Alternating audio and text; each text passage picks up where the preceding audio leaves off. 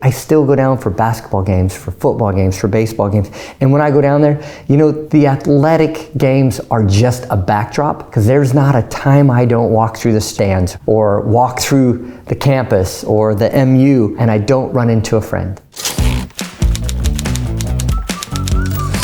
That is a fabulous pullover. Where'd you get it? Got to represent, from the Beaver store. Of course, when you're down at Oregon State, you got to stop by, right?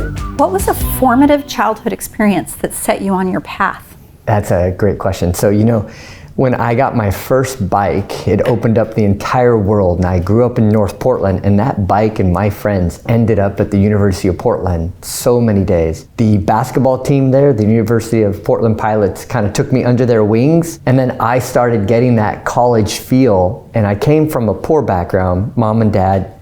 Dad never graduated high school. We were poor, hard scrabble, small house, 900 square feet, 7 of us, running around each other. But when I started seeing that sort of collegiate feel, being around the team, the students, I got that bug. And when you get that bug at 10 and you grow up in a hard scrabble area, I always knew I wanted to go to college. And that was kind of that seed that just kept me going, and that drove me. Why did you decide to attend Oregon State? All right, it was Channel 12 KPTV, and the Oregon State Beavers were on every Saturday or whatnot, and that was Ray Bloom and Radford and Charlie Sitton and AC Green and those guys, and watching the kids in the stand. And I started following Oregon State sports, and really it was the athletic tradition that they had that really allowed me to open my eyes. And I got to tell you, there was no second choice. It was Oregon State all the way. How did you end up in New York working in TV? So I was going to Oregon State, and I really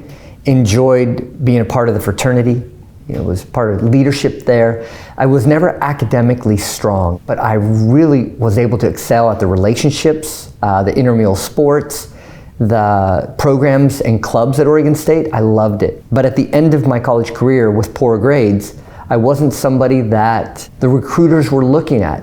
And my fraternity brother, Jim Langlois, had noted about internships. Well, the internship in business for NBC was in New York. So People's Express was going live at that time. I spent $99. I flew off to New York, I interviewed, and what do you know, they gave me a job for free as an intern. So I packed my luggage and I moved to New York, and I started my career there. And so it was a whim. It was kind of crazy, and it turned out to be one of the best decisions I ever made. How did you decide to join the family business? I was interviewing with NBC in Burbank, seemed like a natural. I was interviewing at KGW in Portland, and King, which was the NBC affiliate, up in Seattle. And then my father and I started talking about his small package business. He started delivering luggage, and he made his way. He was an entrepreneur, and he had the financial statements on the dinner table. And I looked at it, and I had run from numbers my whole life. I wanted nothing to do with math.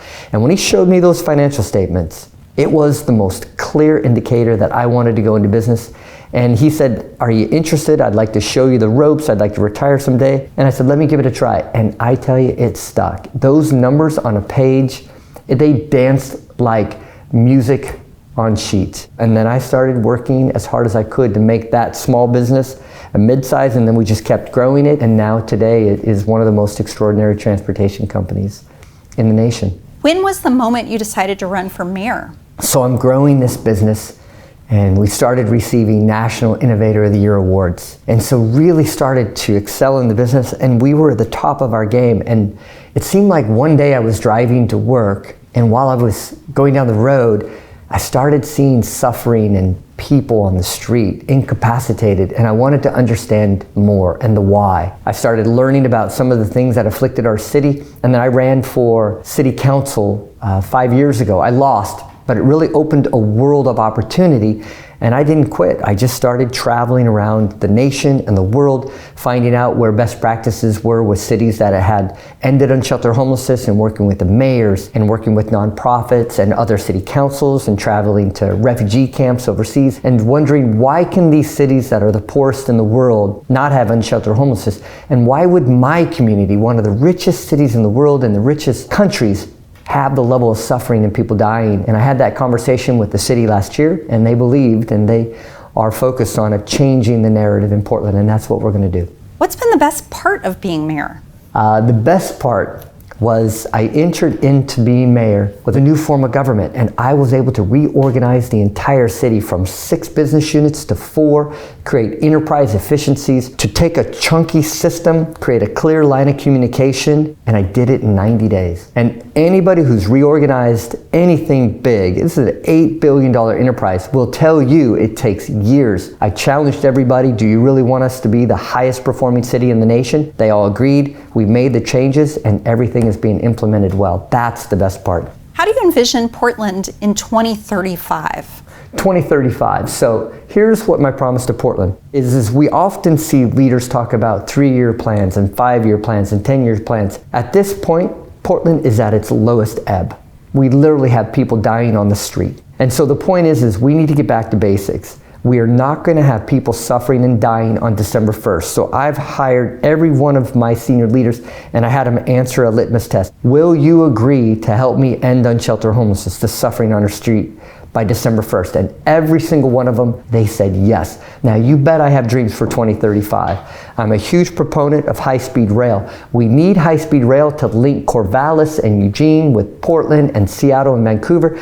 I want Independence, Oregon, Salem, Oregon, to have a 20, 30, 40-minute ride to the downtown urban core of Portland, to earn those high wages, to take those back to Silverton, to those small burgs, to invest in those communities. And we're having capital and innovation and people moving at the speed at 250 miles an hour. And we have a streamlined economic renaissance, not only for Portland, but the entire region. And now we're competing not just in the States, but we're leading the world. What's your advice for people interested in public service? You know, I had no desire to serve my city.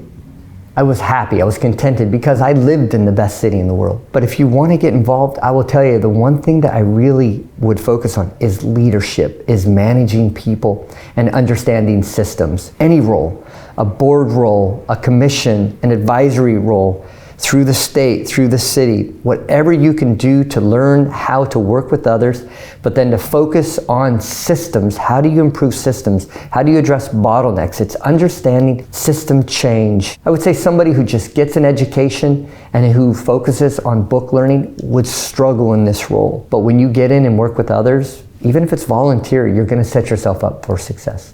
What's your advice for students who are just graduating? You know, here's what somebody who's just graduating, you're always nervous about what's around the next corner.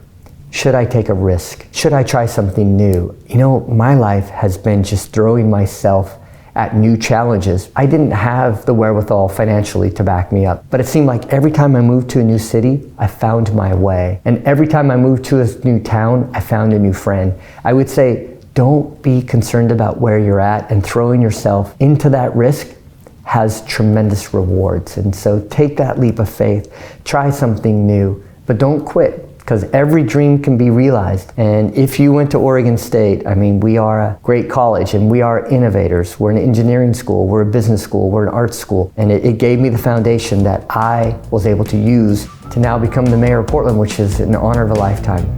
Go Beavs.